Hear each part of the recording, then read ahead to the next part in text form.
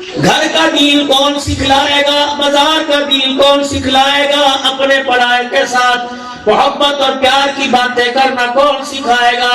اور لوگوں آ جاؤ، رسول پاک کے قدموں میں بیٹھ جاؤ، اللہ کی قسم دنیا بھی بن جائے گی، آخرت بھی بن جائے گی۔ سلطان الہند رحمت اللہ علیہ کے پاس ایک آدمی آیا، کھانے کی ٹفن ڈبہ اٹھا رکھا ہے۔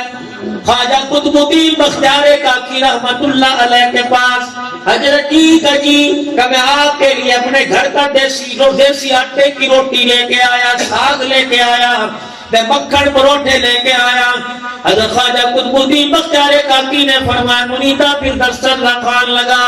خانقاہ کے اندر جتنے مرید تھے کہنے لگے حضرت جی آپ کا روزہ ہے، فرمایا چپ کر جاؤ، نفلی روزہ رکھا ہوا تھا۔ کھانا جو لے کے آیا اس کے ساتھ کھانا کھایا، وہ خوش ہو کر دل کلیجہ ٹھار کے دعائیں دے کے چلا گیا۔ مریدوں کو بلایا، فرمایا پتہ نہیں کتنے چاؤ سے لے کے آیا، اور لوگوں میں انکار کر دیتا، اس کا دل ٹوٹ جاتا۔ روزہ ٹوٹ جائے کفارہ ہے، دل ٹوٹ جائے کفارہ کوئی نہیں ہے۔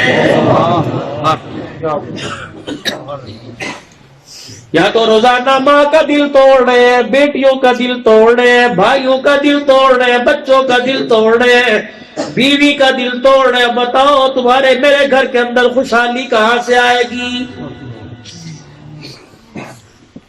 بڑے بڑے نمازیوں کو، بڑے بڑے جہاد کی ترغیب دینے والوں کو، بڑے بڑے تبلیغ والوں کو الحمدللہ میرا بھی وقت لگا، 96 میں لگا تھا سال، بار بار اللہ لے کے جا رہا ہے، ملکوں تک گیا، لیکن میرے عزیزوں بڑے بڑوں کو دیکھا میرے سمیت گھر کے اندر آتے ہیں، اپنی مرضی سے ہنستے ہیں، اپنی مرضی سے بولتے ہیں۔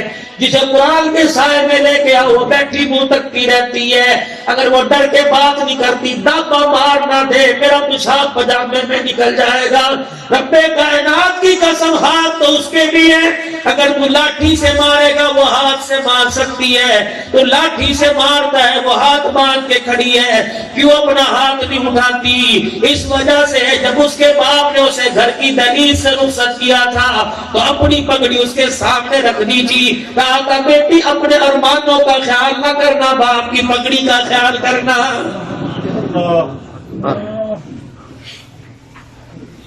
یہ کیسی نوکرانی ہے جو صبح سے لے کر شام تک تیری نوکری کرتی رہتی ہے، کبھی اوور ٹائم کے پیسے نہیں مانگے، کبھی مہینے کے بعد تنخواہ نہیں مانگی۔ جب سے باپ کے گھر سے آئی سارے ارمان باپ کی ڈیوڑی میں ہی دفن کر کے آ گئی۔ اب انسان نہیں وہ عورت نہیں، مٹی کا بت ہے۔ تو نے کہہ دیا اٹھ جا وہ اٹھ جائے گی، تو نے کہہ دیا بیٹھ جا وہ بیٹھ جائے گی، تو نے کہہ دیا لیٹ جا وہ لیٹ جائے گی، تو نے کہا دھوپ میں چولہے میں روٹی پکا بیٹھ کے پکائے گی، تو نے کہا میری ماں میرے بہن بھائیوں کے کپڑے دو وہ دھوئے گی۔ اسے پتہ ہے بھائی اس قابل نہیں کہ بہن کی 2 روٹیوں کا بوجھ برداشت کر سکے، شوہر کے گھر سے ناراض ہوں تو جاؤں گا، بس خدائے پاک کی قسم اپنے گھر کی طرف یوں کر کے دیکھتی ہے اور جا کے کہتی ہوا میرا پیغام میرے ماں باپ کو پہنچا دینا، تم تو بڑے سمجھدار ہوا کرتے تھے، بیٹی کے معاملے میں تم نے بغیر سوچے فیصلہ کر دیا۔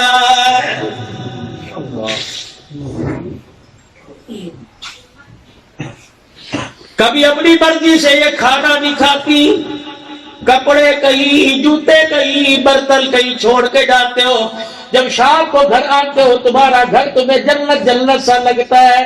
کون سی نوکرانی کرتے ہو، کون سی نوکرانی کرتے ہو کرتی ہے جسے تم اپنی پاؤں کی جوتی کہتے ہو؟ فرمایا عورت کو پاؤں کی جوتی نہ کہے۔ اللہ اکبر۔ رابعہ بصریہ بڑی اللہ والی گزری، حضرت حسن بصری رحمت اللہ علیہ نے حضرت رابعہ کو دیکھا مصلی پہ بیٹھ کے اللہ اللہ کر رہی ہے، فرمایا رابعہ عبادت اتنی کر لے، مردوں کی شان کو نہیں پہنچ سکتی، بادشاہت مردوں کے حصے میں آئی، تاج نبوت مردوں کے حصے میں آیا۔ بی بی رابعہ نے حسن بصری کی طرف دیکھا، کہا ٹھیک ہے نبوت مردوں کے حصے میں آئی، عورت نبی تو نہیں بن سکتی لیکن نبیوں کی ماں تو ضرور بن سکتی ہے۔ بیٹا ماں آج رہو بیٹا اسماعیل آتا ہے اور ماں آمنہ بن جائے گود میں محمد الرسول اللہ۔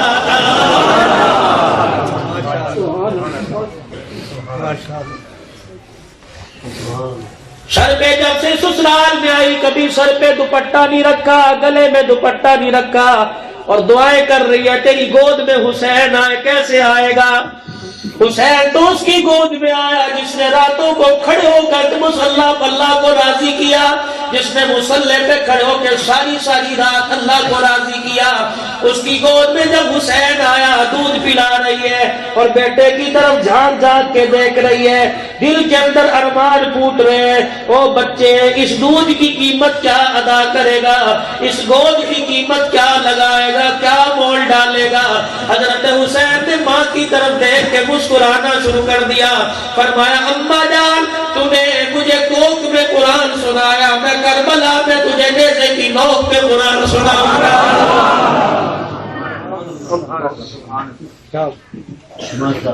میری ماں میری بہنوں اگر میری بات سن رہی ہو، شوہر کی تنخواہ 20,000 ہے، 30,000 کا سامان ہے، دروازے پہ روک دو۔ کوئی 10,000 کا سامان کس کی گچی پہ انگوٹھا رکھ کے لے کے آیا، اسے گھر کے کچرے پہ ڈال، باہر کونے پہ ڈال دے، کچرا دان میں ڈال دے۔ میں حلال کی، میری اولاد حلال کی، میں اسے حرام نہیں کھلاؤں گی۔ ایمانداری کی بات ہے، جب گھر کے اندر حلال آ جائے گا، گانے والا جی گھر میں کھیلے گا، یا قطب الدین آئے گا، یا بختیار کاکی آئے گا۔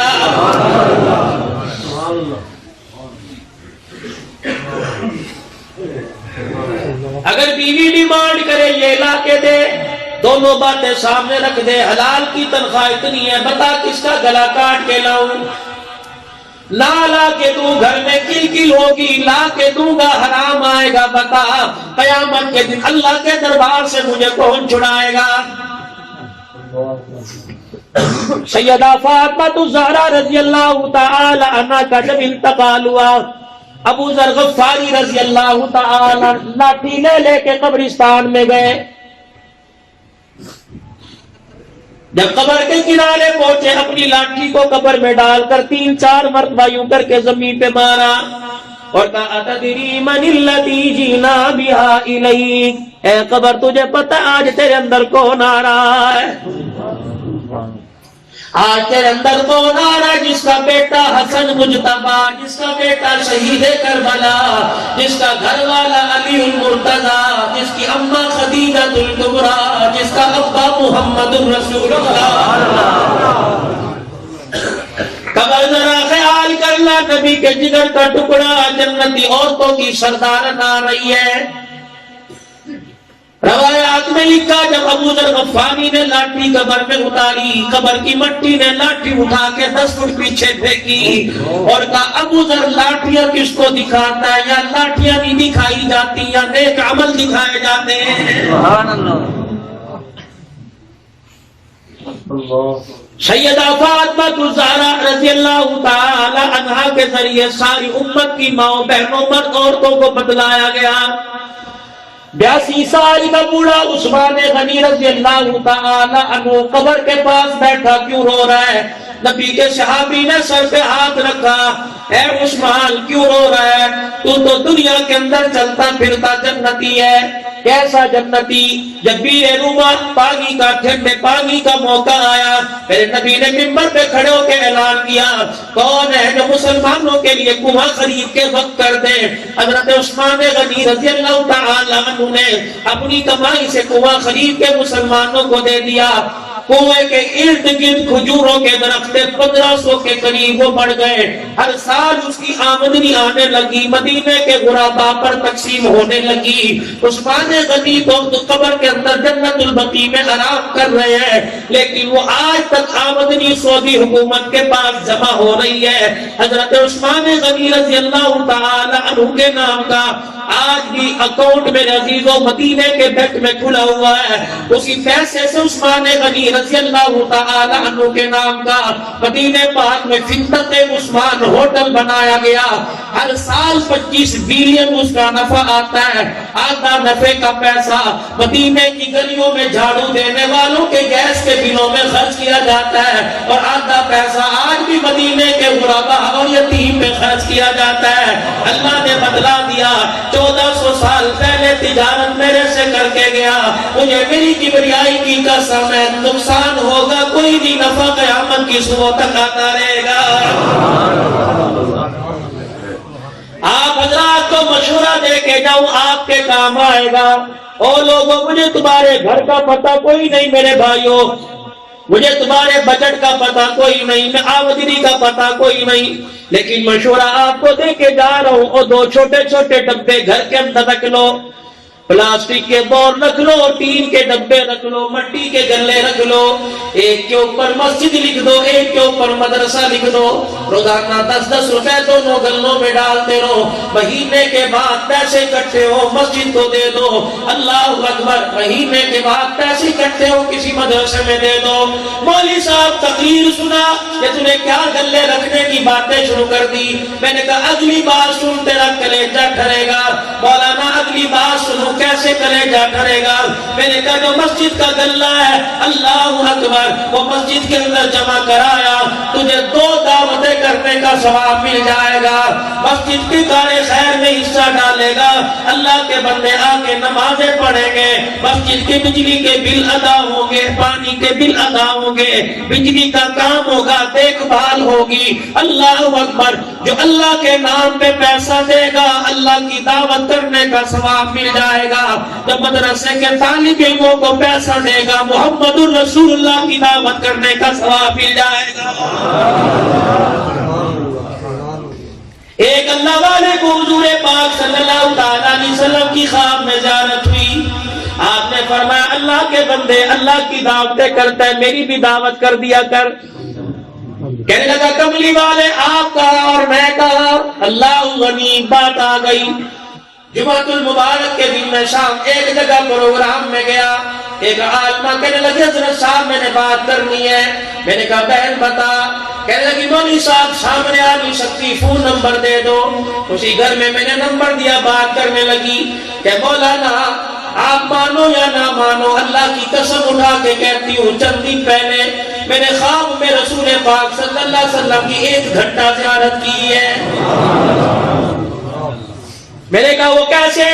کہنے لگی مولانا خواب میں حضور تشریف لائے, میں اللہ کے نبی کے پیچھے پیچھے پھرتی رہی, آپ اللہ کے نبی آگے آگے. میں نے کہا اللہ کے نبی مجھے آپ سے محبت ہے, آپ نے میری بات نہ سنی اور آگے چلے گئے. 3-4 مرتبہ میں نے کہا اللہ کے نبی آپ سے مجھے محبت ہے, حضور علیہ السلام نے میری بات نہ سنی. میں کیا دیکھتی ہوں نبی کے دادا عبد المطلب سامنے آ کے کھڑے ہو گئے اور اپنے پوتے سے کہنے لگے محمد اس کی بات کیوں نہیں سنتا ہے. رحمت والے نبی نے رخ موڑا, بچی کہنے لگی میری طرف دیکھنا شروع کر دیا.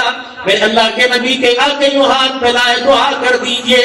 رحمت والے نبی نے دعا تو نہ کی بلکہ اپنا منہ قریب کر کے میرے ہاتھوں میں تھوک دیا. میں ڈر گئی, میں نے ہاتھ پیچھے کیے, وہ تھوک میری چادر پہ گر گیا.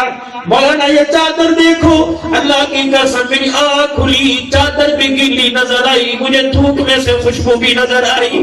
اللہ اکبر. میرے زاہد اللہ جی صاحب بڑے بڑے اکابرین کو چادر دکھائی, کہنے لگے بیٹی چادر دھونا نہ, یہ دنیا کی خوشبو کوئی نہیں, یہ جنت کی خوشبو ہے. اللہ کرے تیرے میرے گھر کے اندر بھی ایسے بچے آ جائیں. امام شافعی رحمت اللہ علیہ نے اپنی بچی کو ایک دن دیکھا, یا تو غیروں کی نیم چھوڑتے, ناراض نہ ہونا, حالات ہی ایسے ہو گئے. لوگوں نے کہا تمہیں گلیوں میں جانے کی ضرورت نہیں, بازاروں میں جا کے دوسرے کی دھی بہن دیکھنے کی ضرورت نہیں, لعنت کا انڈا تمہاری جیب میں ڈال دیں گے, رات کو پیکج کرا کے ساری رات حوا کی بیٹی کو ذلیل کرتے رہنا. یاد رکھ رضائی میں منہ دے کے اگر کسی کی بیٹی سے بات کرے گا اللہ تجھے موت نہیں دے گا جب تک تیری بیٹی کے نمبر پر کسی پر دودھ کا پھول نہیں آ جائے گا.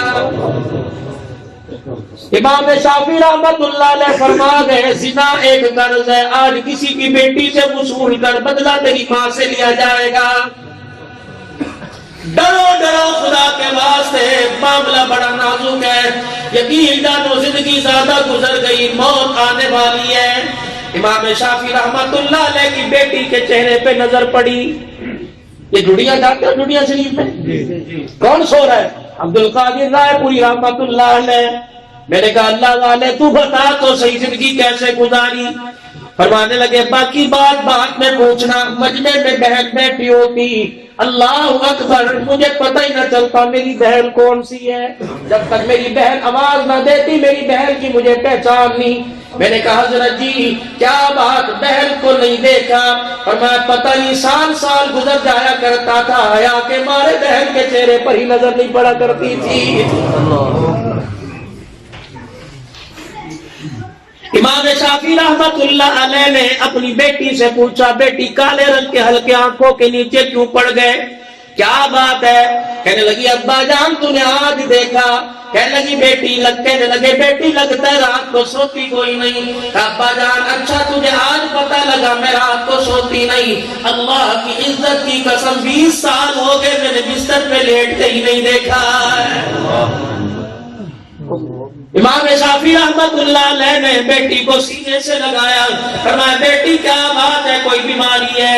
کہنے لگی ابا مجھے آخرت کا مرض لگ گیا، مجھے آخرت کا درد لگ گیا، رات کو عشاء کی نماز کے بعد میں مصلی سے ان کے بستر پر سونے جاتی ہوں، ابا جان کمرے کا اندھیرا دیکھ کر مجھے قبر کا اندھیرا یاد آ جاتا ہے، ڈرتی ہوں یا اللہ یہ اندھیرا کیسے دور ہوگا، بستر چھوڑ کے مصلی پر آ کر اس اندھیرے کے دور کرنے کے لیے اس سے معافی مانگنے لگ جاتی ہوں، ابا جان پتہ ہی نہیں چلتا فجر کی اذان کس وقت ہو جاتی ہے، ابا اس اندھیرے سے معافی مانگتے مانگتے 20 سال ہو گئے تیری بچی نے بستر پہ لیٹ کے ہی نہیں دیکھا۔ ہماری اٹھتیاں کوئی نہیں، ان کی لیٹتیاں کوئی نہیں۔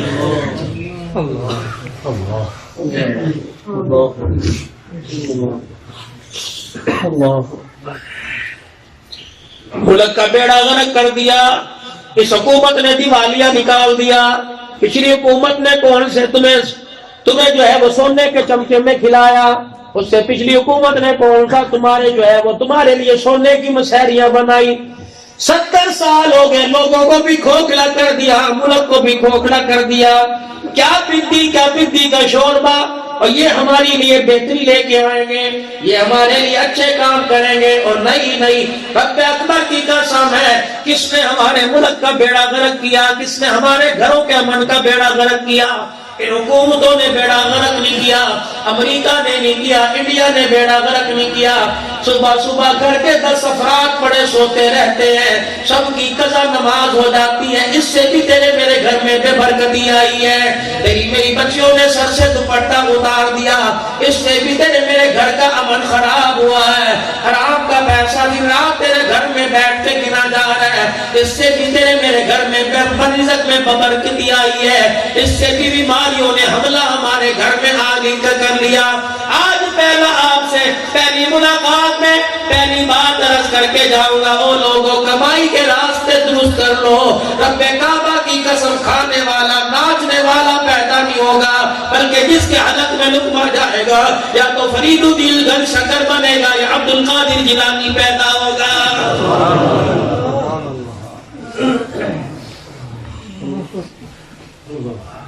اولاد کا مستقبل سوچو، مرنے کے بعد جس نے کام آنا ہے۔ ویڈیو کے نیچے سبسکرائب کے بٹن پہ کلک کریں، بیل کے آئیکن پہ کلک کیجئے تاکہ ہر نئی ویڈیو کی نوٹیفیکیشن آپ کو مل جائے۔